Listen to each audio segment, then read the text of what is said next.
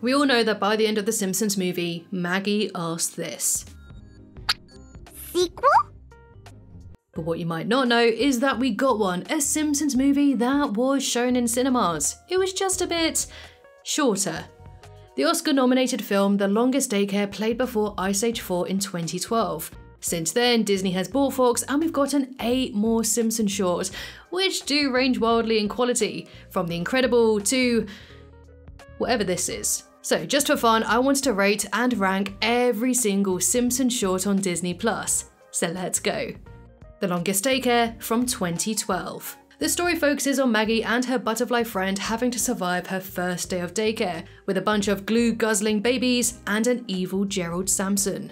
Producer James L. Brooks was inspired by the short films that played before Pixar's, like Jerry's Game and For the Birds, but he also wanted to pay homage to the silent Mickey shorts of the 1940s. As such, it's very ironic that the same mouse that helped inspire the Simpsons shorts quickly turned them into something very different, but I'm getting ahead of myself here. We'll get onto that a bit later on. First off, I loved how the film actually made Maggie's lack of dialogue a real asset. It made me take in the music and Maggie's emotions. It also had that subtle sweetness that I always do associate with the old Mickey shorts, which is something vastly different from the main and at times wacky Simpsons episodes. Also, by taking away the dialogue, it made the animation all the more beautiful, and I actually do sincerely wish that I saw this in 3D in the cinemas. It just felt really well put together. The Disney-esque intro and title card, the conflict with the one-eyed baby, and the resolution of disguising the butterfly in Maggie's bow. It was lovely, so nice. I also enjoyed the mix of homages, like the obscured or faceless adults that we got in the old Tom and Jerry episodes. Therefore, it put us, the viewer, at Maggie's level. It was really clever. So, for The Longest Daycare, I am of course giving it 5 out of 5. Playdate with Destiny from 2020.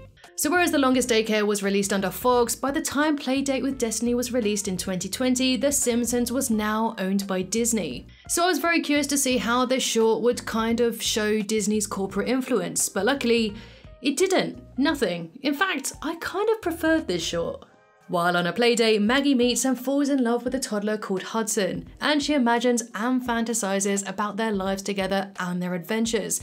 Therefore, she does all she can, overcoming many obstacles, mainly Homer, to reunite with Hudson.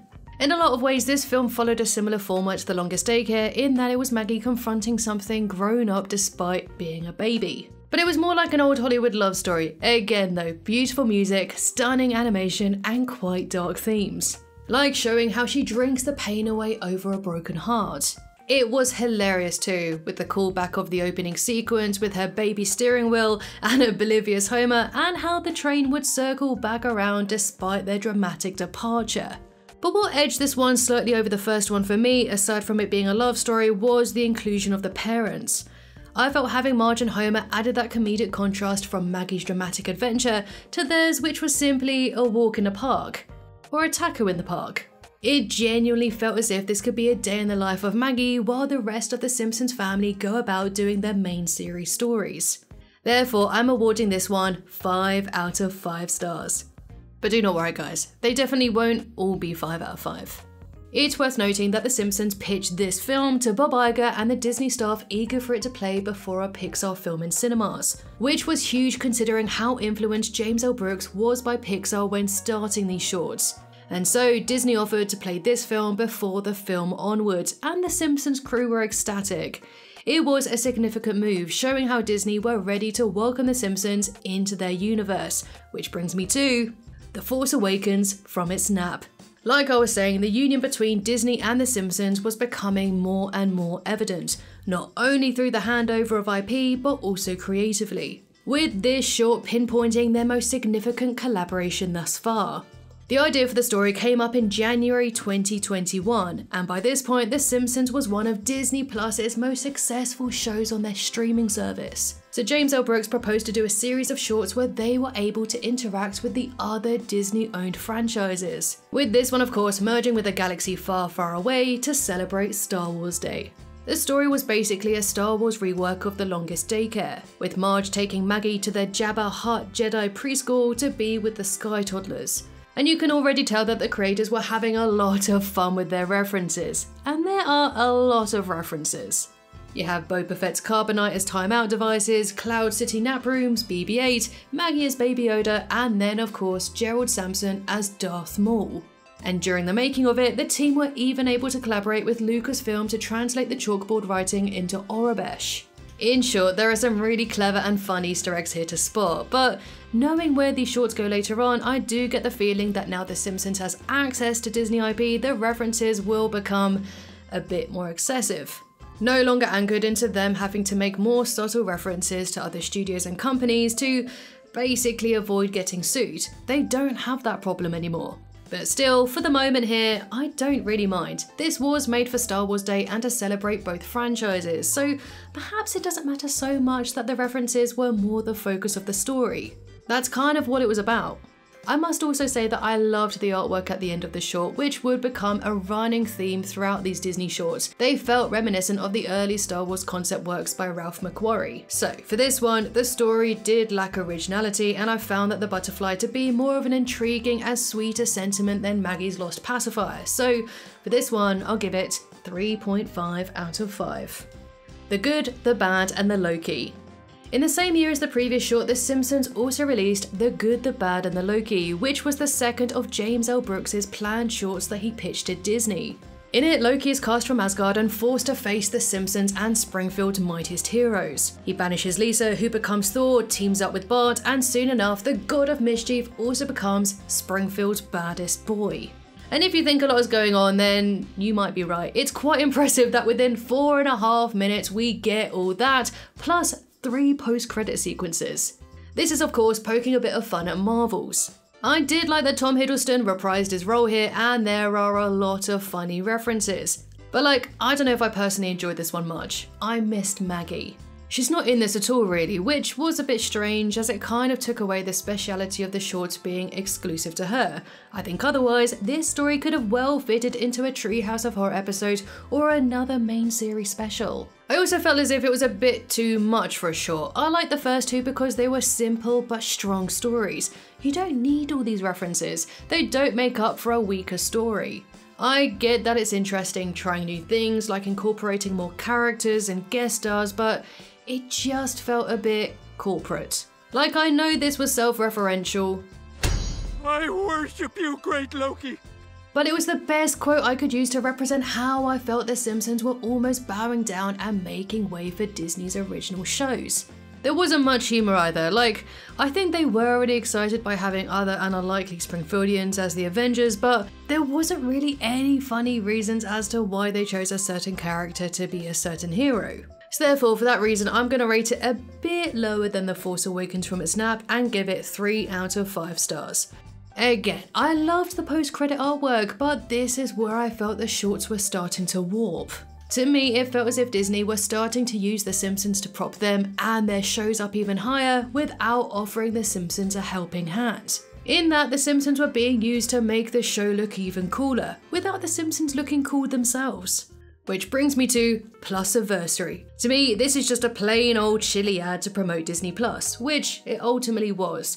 So, in celebration of the streaming service's second year, what kind of excuse is that for a celebration anyway? Homer attempts to join in, but he's not on the guest list. But he manages to get in and join in on the party by being Goofy's +1. It was just a bunch of Disney characters piled into one room, and it could have been exciting, I guess, to see all these characters interact at the same time, but the characterizations were completely off. Goofy was a drunk, and Lisa of all characters was made to sing and dance about a massive corporation. She is perhaps the character least likely to do something like this. This is the same girl who campaigned against Malibu Stacy, deforestation, fought for the union workers, and went against her family to become a vegetarian. It just kind of represented how the show was selling itself out for the sake of a Disney ad. There were slight jabs at the Disney stockholders and Bart pretending to be Mickey Mouse, but it was all so half-assed and half-hearted. If you're gonna paint Mickey Mouse as a hard-ass, then go for it. Compare how tame this is to when South Park did it. Alright now, get out there and make me some goddamn money!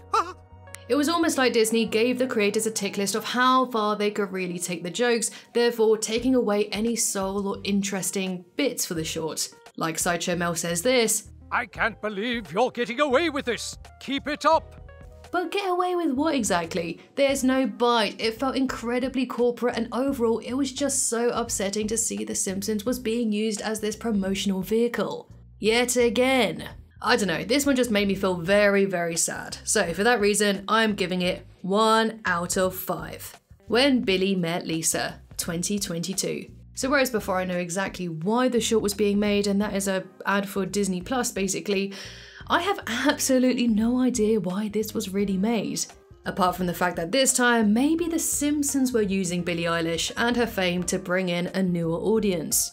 Here Lisa is forced to practice her sax under a bridge after being told to be quiet by her dad, bothered by her mum, and unable to play at school. And it's while under the bridge where Billie Eilish drops down and offers her a jam session, with it resulting in a brand new rendition of the Simpsons theme song.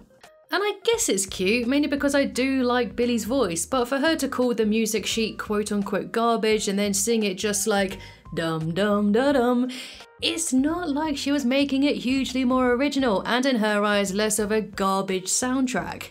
It was just bizarre.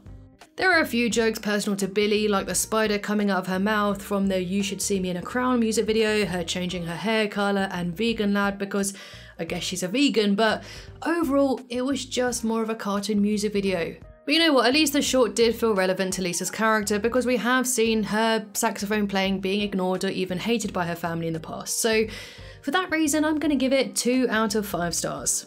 Now I'm going to bring up Maggie because by this point she just seems to be a sign holder who plays no significant role in the shorts anymore, with Lisa definitely taking more of the focus, within these last few at least, which brings me to Welcome to the Club 2022.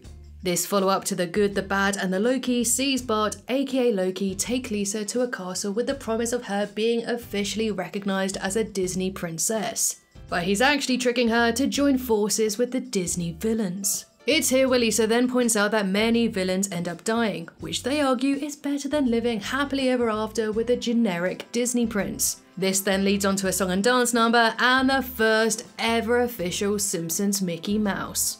Aren't you forgetting someone? And don't say narcissistic! I preferred this one to many because, like the Billie one, it did relate to Lisa's character, but her more tangible trait of being lonely. This is a trait I find far more interesting than her playing the saxophone because mostly many other little girls do have that fear of not really fitting in. I also thought that most of the cast did a really good job of voicing Disney villains, apart from a few strays, which I'll let you guess who. That Sam Prince Charming is such a schnook. I also enjoyed them continuing with the Loki short, the Prince number, and the risque violence, and anyone that watches my kill count knows that I do like a bit of violence. But then it ended very abruptly with no real resolution. I think by this point the shorts were really feeling less like short films, which is how I saw the first few, and more like just fun skits. Kind of. Fun? At a push? Anyway, so for this one I'm giving this 3 out of 5. Feliz Navidad 2022. So like the Billie Eilish short, I'm not really sure why this was made. Oh wait, yeah, maybe I do. When the hell did it get to the point where the Simpsons shorts were not only being used to advertise Disney, but also Andrea Bocelli's Christmas Family album? What the actual hell? Okay, I'm calming down. So here, Homer surprises Marge with an unforgettable performance from Andrea Bocelli, his son Matteo, and daughter Virginia. And notably on that same day, in real life, Andrea, Matteo, and Virginia released the single Feliz Navidad, i.e. the song that plays in the short, which was part of their Christmas album, and yeah, it's all linking in, isn't it? It follows a similar format to the Billie Eilish short in that it revolves around the song. There's clips of Springfield and the Springfieldians enjoying the song and the time of holiday cheer, which is sweet, and Maggie continues to just hold signs instead of playing an actual character or actual role. In my opinion though, Billie was a lot better ingrained in the story, whereas the Bocellis just kinda sprouted up from nowhere, and it was cute seeing the Simpsons celebrate Christmas. It was just so obvious that they were a prop, similarly to the later released Bad Bunny music video, which I won't be rating as officially it is a music video rather than a shorts, thankfully. Anyway, it just feels icky. Guest appearances used to feel spontaneous and tongue-in-cheek. The Simpsons weren't afraid to roast the celebrities, but all we got now was Bart's sassy remark here, Andrea Bocelli? Who the hell's that?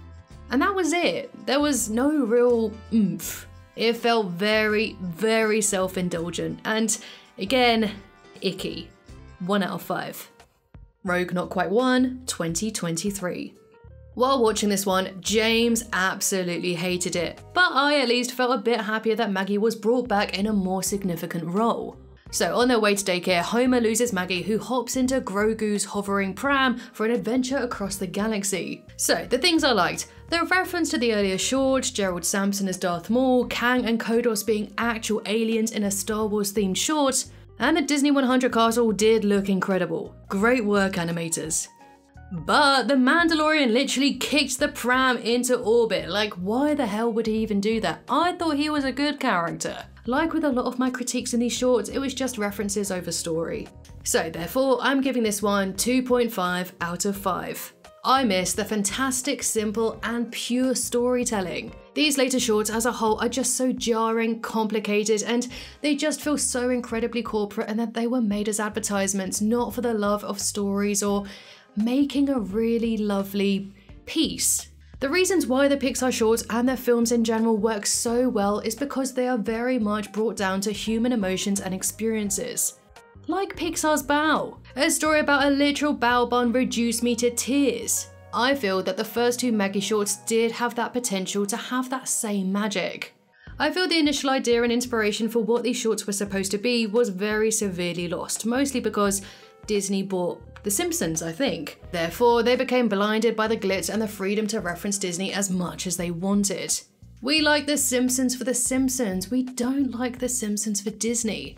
What I will say though is that the animation, music, and acting remain to be really fantastic and so impressive for their runtime. Again and again, we were given new innovative landscapes, artworks, musical numbers, and reimagined characters. And even though the stories lagged, the quality of the animation and the directing is undeniable. So to sum up, from worst to best, I have The Simpsons in Plusaversary, Feliz Navidad, The Simpsons Meet the Bocellis, When Billie Met Lisa, Rogue Not Quite 1, Welcome to the Club, The Force Awakens from its nap, The Good, the Bad and the Loki, The Longest Daycare, and my absolute favourite, Playdate with Destiny.